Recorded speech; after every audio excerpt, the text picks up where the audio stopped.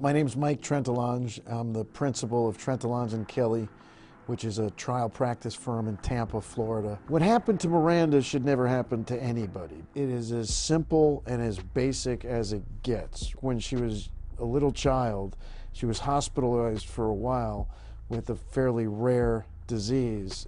It's called Langerhans histiocytosis. Miranda had a problem where she lost consciousness in her dorm room, and she went to the emergency room. It was unclear why she lost consciousness, but it was probably because her salt levels got very low. We have a process by which we regulate water intake and output, and we have a hormone that gets released from the brain that sends a message to the kidneys whether they're supposed to concentrate urine or let it out. Miranda Crohan had a disease because of the illness that she had when she was a child, so that her brain didn't trigger the release of the hormone that the rest of us have. So what happened to Miranda Crohan was she came in with very low sodium. They raised her sodium too far too fast, and then they continued to raise the sodium for an incredibly extended period of time, like 48 hours. This is off the charts, and everybody involved in the case stated that they never saw anything like this. The defense, as I say, they tried to make it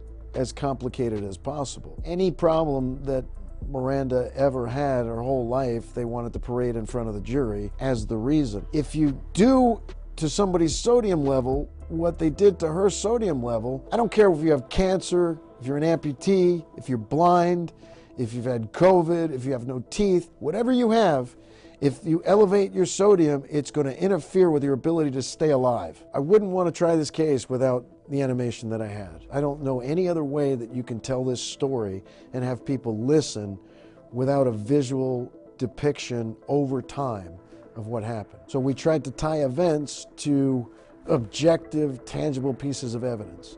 So when we said her sodium was this much at this time, we showed the record and then the lab report from that time and Miranda in the room. During trial, we made some offers to settle with individual physicians and for whatever reason, they were rejected. So the case resolved by jury verdict, and the jury verdict was in the neighborhood of $68 million.